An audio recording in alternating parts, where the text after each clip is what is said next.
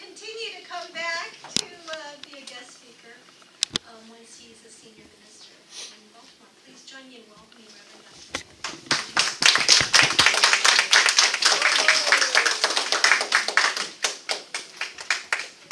So how's everyone today? Great. Very good, very good. Hot. I know that feeling. Borrow this for a second. So, thank you. So, anyone in here by any chance see a film created by George Lucas originally, called Rogue One? Any Star Wars nerds in the room? Okay, thank you. At least a couple. So, in the film Rogue One, there was a particular character by the name of Chirrut Îmwe. If anybody's a Kung Fu aficionado, Donnie Yen was the character that played him, blind warrior. And in the film, Chirrut would recite this mantra: I am one with the Force, and the Force is with me. Right? And he would recite this over and over again. And then he would step out and fight, and like laser beams would fly at him, and he'd block them or dodge them, and it's like, dude, you're blind though, right? But I'm sitting there and I'm watching the film, and the nerd in me kicks in, and I remember there's a phrase, okay, so, the nerd.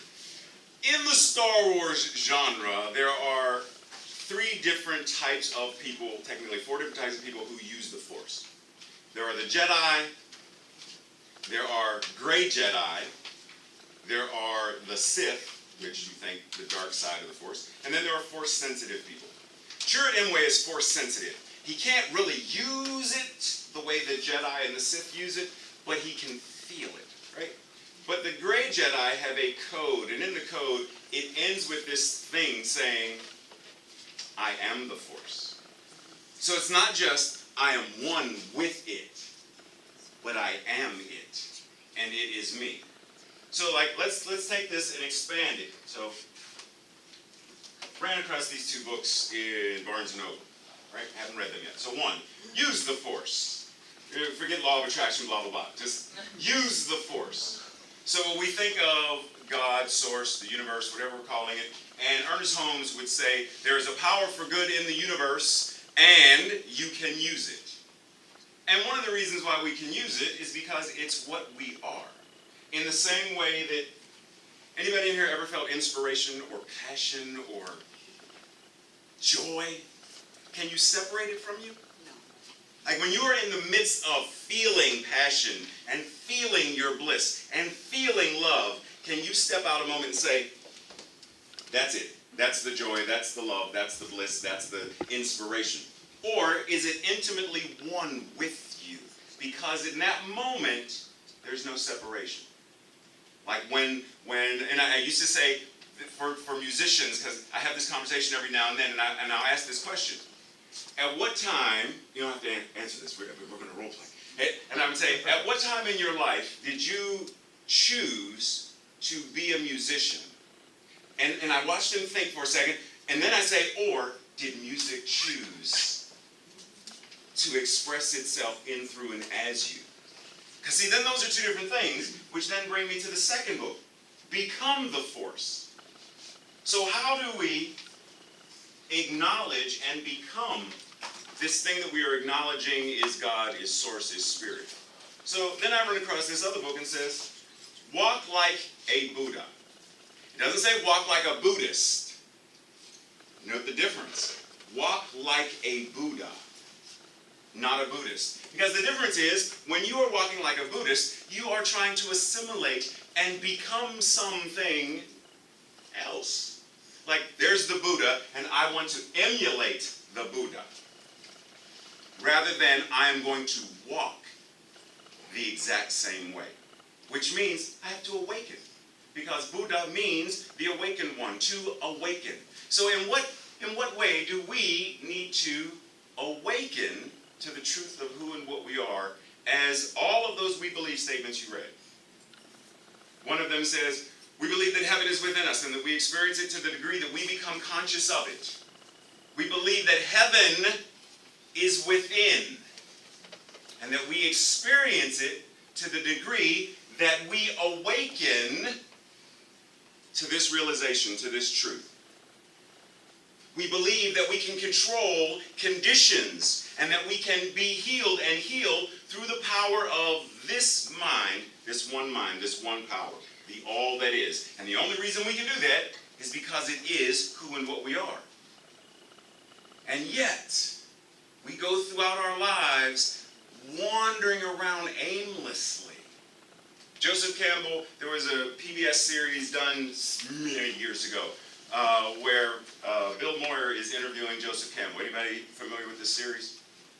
And in either the first or second episode, Joseph Campbell says, the most courageous act we could ever embark upon is discovering our true selves. So strip away all the names, all the labels, all the titles, all the things that we see when we look in the mirror, that when we speak to a friend or family member that they are responding to. Strip away all of that, and what is left? The mystery. That which cannot be named. The Tao that can be named is not the Tao. If you meet the Buddha on the street, kill him. Because it's not the Buddha. Anyone who proclaims that, yes, I am they're not. So strip away all of that and you get to the place of mystery where there is that which cannot be named because it's everything. Anybody in here like cake? Just asking a question. I do too. Cake. Right here, right now. Cake. Where is it? Like, is it here? But cake as a concept, right? You can't eat that, right? And if I were to say, describe to me what cake is, and I ask each of you individually, I'm going to get different, what kind, like how does cake show up? How does cake demonstrate? How does cake, the concept cake, because truthfully, cake is just a rose by any other name would be a sweet. If we took the word cake off and called it something else, I'd still tear those cupcakes up because it's going to still taste delicious, right? So it doesn't matter what we call it. But how many different ways does cake show up in the world? You got red velvet and vanilla bean, and on and on and on, right? How do we know that each of us aren't individualized manifestations of Source in the same way that those cupcakes are individualized manifestations of the one thing called cake? Because that one thing called cake cannot be experienced. That concept, cake, cannot be eaten, cannot be smelled, cannot be cooked, baked, devoured, or destroyed, because it's a concept. It is a universal law that says, when I understand it, then I can get a recipe, and I can act on the recipe and create this thing for my own experience, and then live and breathe and have my essence in this delicious thing called life. So here we are in our lives, and we have the recipe. We have recipes for how to live a conscious, spiritual, and awakened life. Are we doing it? There are times when one of the things that Joanne mentioned was all of the 40 days and 40 nights of rain that I thought I was going to have to go in the backyard and build an ark for a second. I was like, okay, when will it ever end? Right? But then you hear how people on the news are talking about this. And it's like, I understand, but at what point do we stop affirming that and start affirming the rain will end in the right and perfect time by my declaration of it, and that people will be safe and all will be well, the rebuilding process? When do we get to that part? Rather than this. Tracy and I watched Proud Mary yesterday, and anybody in here see Proud Mary? It's Roger P. Hudson. Okay, in the beginning of the film, one of the radio announcers announces Chicago as the city of death. And I told Tracy, I said, if we ever move anywhere and turn on the radio and hear the radio announcers announce that this is what this city is, it's time to move. It's time to move. And yet, that's what we do. We watch the news and we hear people talk about all the doom and gloom, and then we assimilate it. And then we live and move and have our beingness from that place. A week and a half ago, Supreme Court, speaking of cake, Supreme Court says that the baker has the right to say no to members of our community because he's an artist. And as an artist, he can deny whomever he wants to deny. And I understand that. But then you hear all of the things that people say. And I say, Yes, vent it, express it, but do not stay in that consciousness. One of the, anybody here ever heard of Charles Fillmore? Who's Charles Fillmore? Right, Unity co-founder. He and his wife, what's his wife's name? Come on, test time. Myrtle. Thank you. He's saying it's called stalling while I find what I need to read. Y'all need to play along. Come on. So, one of the things he says, he has a book called The Atom-Smashing Power of Mind. And one of the things he says is, it is the law of spirit that we must be that which we would draw to us. If we would draw to us love, we must be love, be loving and kind. If we would have peace and harmony in our environment, we must establish it within ourselves. We must be faithful and persistently, deny the appearance of that which seems to be inharmonious, and silently and faithfully affirm the omnipresent peace, love, and harmony that we want to see manifested. Got that? Then later, same book, he says, in order to realize truth and demonstrate it, you must live it. If anyone appears careless, simply deny it and affirm order and harmony. Allow nothing in the external to disturb your poise and dominion. That is the way of love. When you refuse to see negative things, they will disappear. And you will be surprised to see how, you will be surprised to see how you will change. Your mind, body, and affairs are the expression of your thoughts. So if you are not happy, change your mental habits.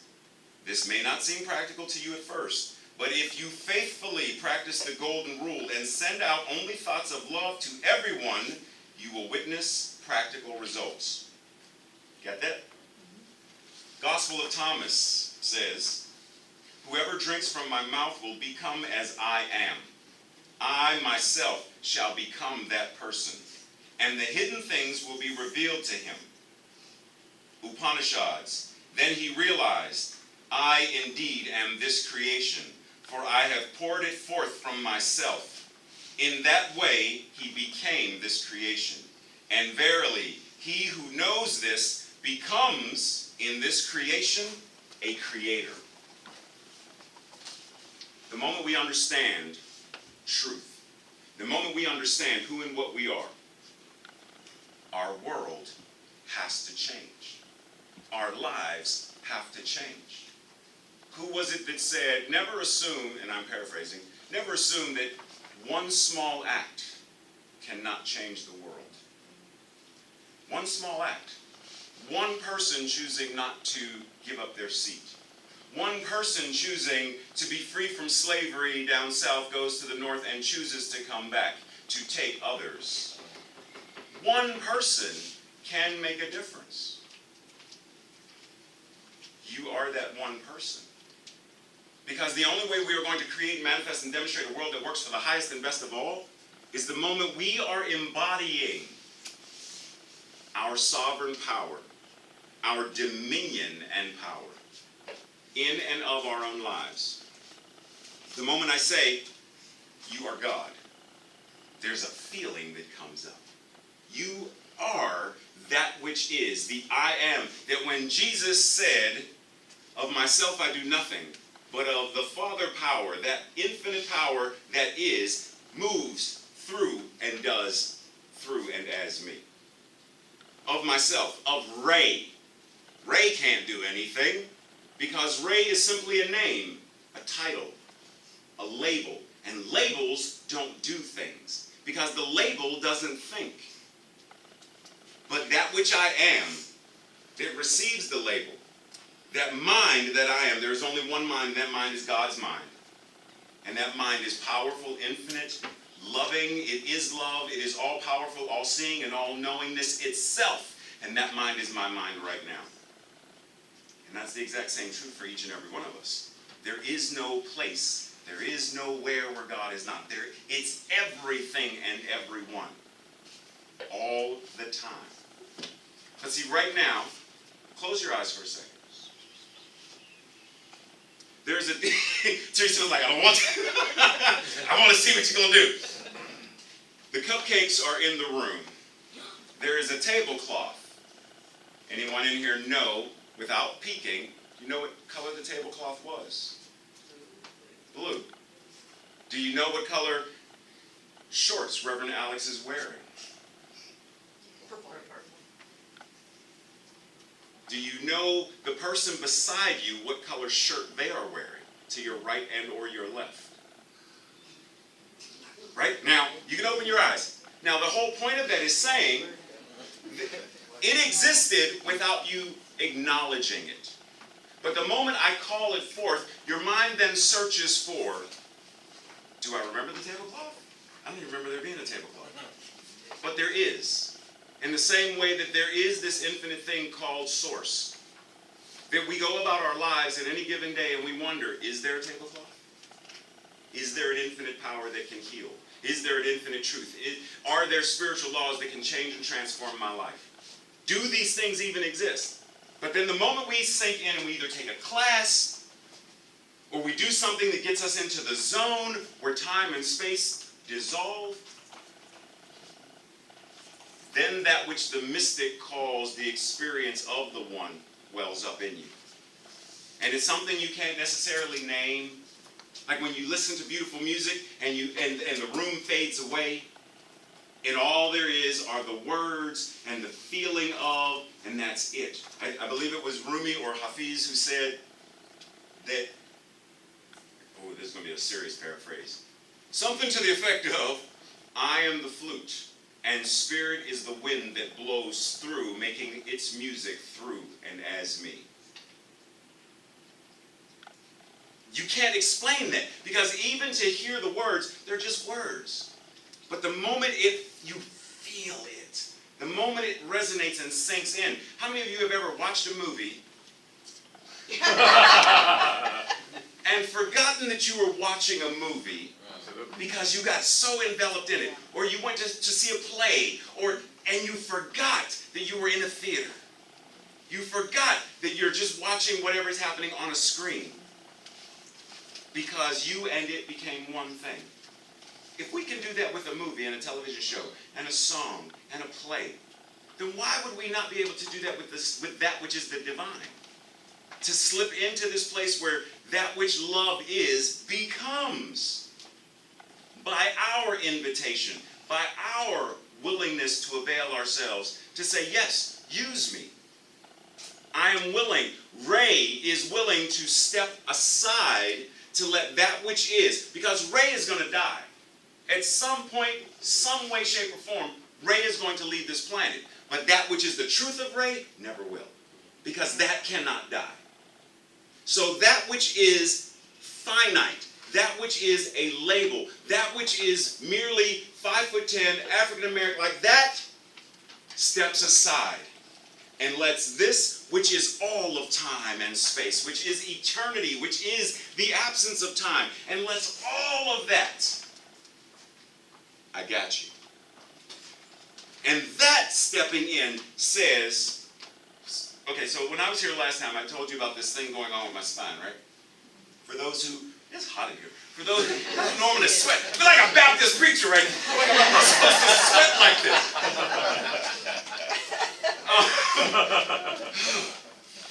The last time I was here, I told you there's this thing going on with my spine, a herniated disc right about here, a whole lot of pain. It was like at an 8 or a 9 or whatever, going to physical therapy. But one of the things that the MRI showed on my spine, somewhere in my spine was bleeding. And so I read the thing and I'm like, okay, everything is in English except for this one, thank you very much, Alex, except for this one thing down here which is in doctor speech. It's in Latin. So the nerd in me says, Alexa, what does read it. Like, what does this mean? So I look it up, bleeding on the spine, I read the symptoms, because that's what we people do. I don't want to just know what it is, I want to know what it's going to do to me. So I read what it's going to do to me, and it's like a whole bunch of things, but then I get to the last thing right before the period, and it says, and can cause death.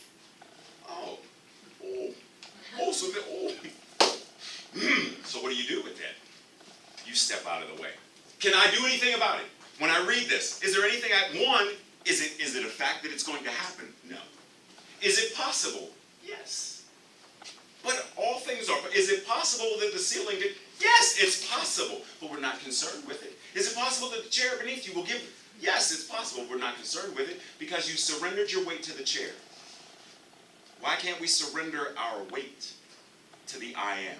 Surrender it to source. Surrender it to that says we believe in the direct revelation of truth through our intuitive and spiritual nature. Why can't we surrender to that? Surrender to our intuitive and spiritual nature and become that which we already are as revealers of truth. So you read this and it says prognosis and blah, blah, blah, and you step away and say, Ray, I can't do anything about that. So I simply give it. I give it to that which cannot be ill, that which cannot be sick, that which cannot be whatever Ray feels he might be. And then I live, move, and have my beingness. When it shows up, I address it. I meditate. I use that which the force is, and I say, Yoda said, judge me by my size, do you? As well, you should not. Luminous beings are we, not this crude matter. For my ally is the force, and a powerful ally it is. We identify with this crude matter a lot, rather than stepping aside and saying, yes, I am this crude matter and this luminosity.